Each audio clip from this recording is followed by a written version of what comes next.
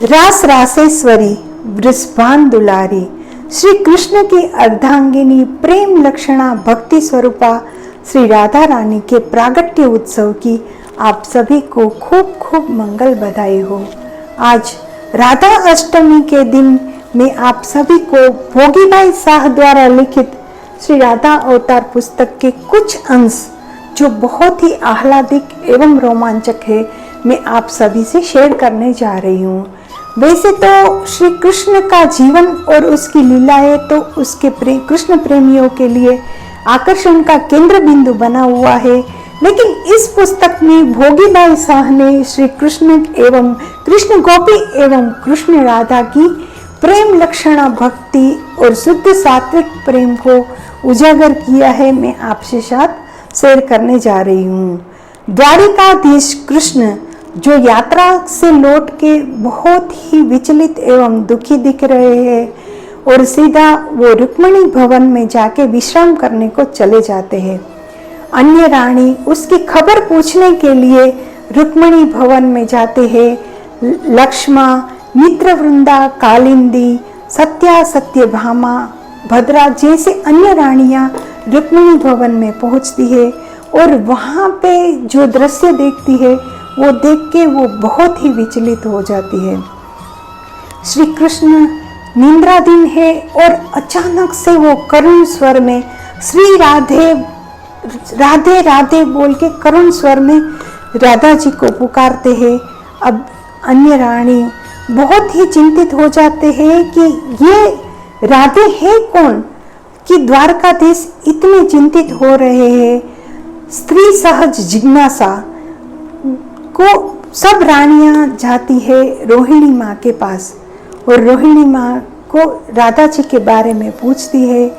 तो रोहिणी माँ बताते हैं कि जब वो पहली बार राधा जी को मिले थे, जब कृष्ण की यमलार्जुन जो लीला थी उसमें वहाँ पे राधा और कृष्ण का प्रथम मिलन हुआ था, और दूसरी बार जब कृष्ण एवं राधा के संबंध को वृषभान जी स्वीकार नहीं करते हैं, तब यशोदा जी बहुत ही दुखी एवं विचलित हो जाते हैं। तब रोहिणी माँ समझाते हैं कि हमारा कृष्ण, देखो हमारा कृष्ण इतना पराक्रमी है कि उसके लिए तो देश विदेश के राजा की राजकुंवरियाँ सामने से राजा रिश्ता लेकर आएंगे। और दूसरा प्रसंग है नारद जी एवं रुक्मिणी जी के विस्मय। रुक्मिणी जी को ऐसा लगता है कि श्री कृष्ण हमेशा उसको ही ज़्यादा प्रेम करते हैं, हमेशा उसके साथ ही रहते हैं और उसको रुक्मिणी जी को ही हमेशा श्री कृष्ण की सेवा करने का मौका मिलता है। अब यहाँ पे नारद जी भी बहुत विस्मित है कि श्री राम अवतार में तो श्री कृष्ण एक पत्नीव्रता थे और वो अपना पत्नीव्रता धर्म अच्छे से नहीं निभा पाए और जो पति पत्नी का जो संबंध है वो अच्छे से नहीं निभा पाए हैं। तो श्री कृष्ण अवतार में तो श्री कृष्ण की इतनी रानियां हैं, तो वो श्री कृष्ण कैसे इतनी सारी रानियों को कैसे संभालते होंगे।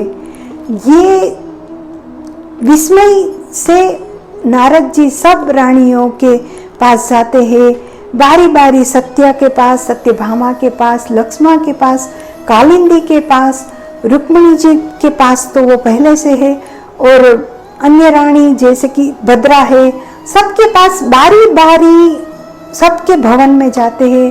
तो वहाँ पे श्री कृष्ण को पाते हैं, हर एक रानियों के पास श्री कृष्ण को पाते हैं और नारद जी बहुत ही ग्लानि का अनुभव करते हैं कि उसके जो विस्मय जो श्री कृष्ण है वो तो घट घट में स्थापित है।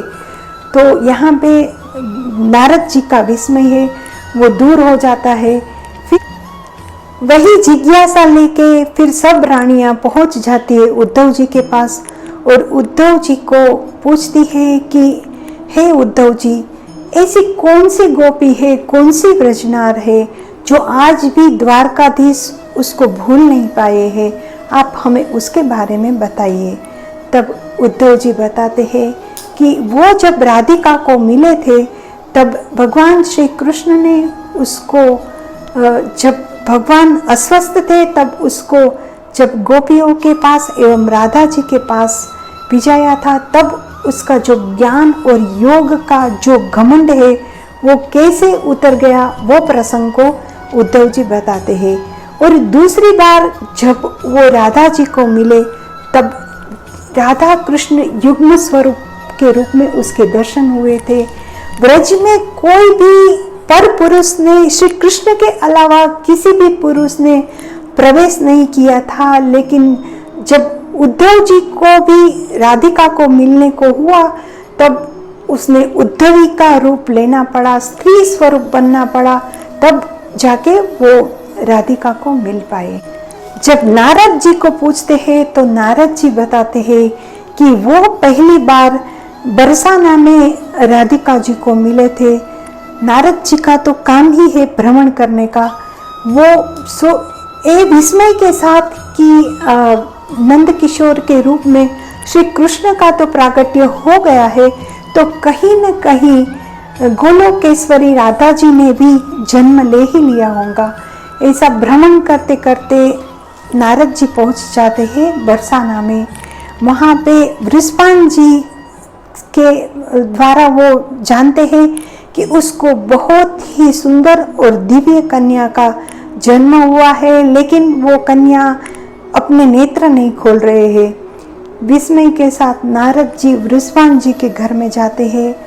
वहाँ पे राधा जी का तेज और उसकी लालिमा को देख के नारद जी पहचान जाते हैं कि यही श्री राधा जी है, यही श्री गोलोकेश्वरी है।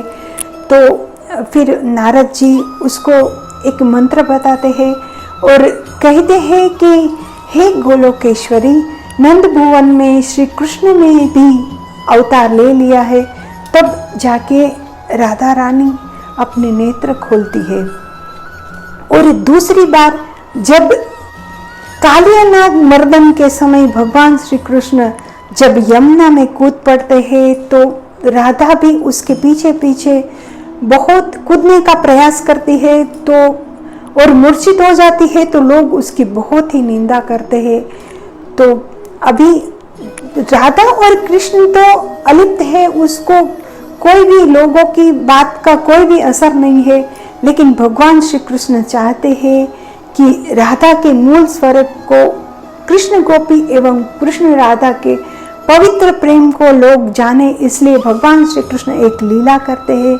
उसमें नारद जी भी एक भाग स्वरूप रहते हैं कि श्री कृष्ण बहुत ही अस्वस्थ हो जाते हैं। तब नारद जी वहाँ पे वैद्य के रूप में आते हैं और बहुत सारे प्रयास करने के बाद भी श्री कृष्ण स्वस्थ नहीं होते हैं। तो नारद जी जो वैद्य के रूप में आए हैं वो एक उपाय बताते हैं कि श्री कृष्ण के जो बाल है उसको काट के एक घड़े में 108 छिद्र किया था, और वो छिद्र में जो कोई भी सती जल भर के, यमुना जी में जल भर के आएगी और वो श्री कृष्ण के ऊपर डालेंगे तो श्री कृष्ण सचेतन हो सकते हैं, स्वस्थ हो सकते हैं। ये उपाय बताते हैं। तब कोई भी ब्रजनारी, कोई भी आगे नहीं आते हैं, कोई भी अपने सतीत्व का प्रमाण देने के लिए आगे नहीं आते हैं। तब यशोदा जी बहुत व्याकुल हो जाते हैं। वो कहते हैं कि वैसे तो मेरे कृष्ण को कितना प्रेम करती है, लेकिन हमारे कृष्ण के लिए कोई ऐसी सती नहीं है क्या? गोकुल में, नंदगांव में कोई ऐसी सती नहीं है जो मेरे कृष्ण को की ये पीड़ा को दूर कर सकते हैं। तब नारद जी ही उपाय बताते हैं कि रा एवं धा, ये शब्द नाम की जो सती है वो आपको बरसाना में मिलेगी, और वहाँ पे राधा जी को बुलाया जाता है। राधा जी आते हैं और राधा जी वो घड़ा लेके यमुना जी में जाते हैं, और यहाँ पे यमुना जी की कृपा से राधा जी जल भर के आते हैं। यमुना जी हिम स्वरूपा बन जाते हैं और राधा जी वो जल भर के यहाँ पे आते हैं, और यहाँ पे राधा जी का जो सतीत्व है उसका प्रमाण लोगों को हो जाता है। और एक प्रश्न ये कि कुरुक्षेत्र के मैदान में जब कुंभ मेला लगता है, वहाँ पे रुक्मिणी जी एवं अन्य रानियों का राधा जी से मिलन होता है और वहाँ पे रुक्मिणी जी राधा जी को गर्म दूध पिलाते हैं। तो राधा जी तो प्रेमवश वो दूध पी लेते हैं, लेकिन यहाँ पे कृष्ण के पास आके देखते हैं तो श्री कृष्ण के पाँव में बहुत ही जलन एवं पीड़ा हो रही है। तो रुक्मिणी जी पूछते हैं कि ये क्या हुआ स्वामी। तो श्री कृष्ण बताते हैं कि क्या करे, आपने राधिका जी को ये गरम गरम दूध पिला दिए, ये उसका ही परिणाम है। तो यहाँ पे रुक्मिणी जी का जो राधा जी के लिए जो अहोभाव है वो बहुत ही प्रगाढ़ हो जाता है और ये साबित हो जाता है कि श्री कृष्ण के चरण राधिका के हृदय में है। अब अंतिम प्रकरण में नवग्रह यज्ञ समाप्त होता है। अब द्वारिकाधीश तो सर्वज्ञ है, वो जानते हैं कि अब द्वारिका नगरी समुद्र में डूबने वाली है एवं यादव कुल का भी नाश होने वाला है। तब भगवान श्री कृष्ण अपने सारथी के द्वारा अर्जुन को संदेश भिजाते हैं और अपने देहोत्सर्ग की संपूर्ण जवाबदारी वो अर्जुन को देते हैं और राधा जी की देहोत्सर्ग की संपूर्ण जिम्मेदारी वो उद्धव को बताते हैं। ये पुस्तक का मूल उद्देश्य यही है कि हम कलयुग में श्री कृष्ण गोपी एवं कृष्ण राधा के राधा कृष्ण की प्रेम लक्षणा भक्ति और शुद्ध सात्विक स्नेह को जाने। जय श्री कृष्ण।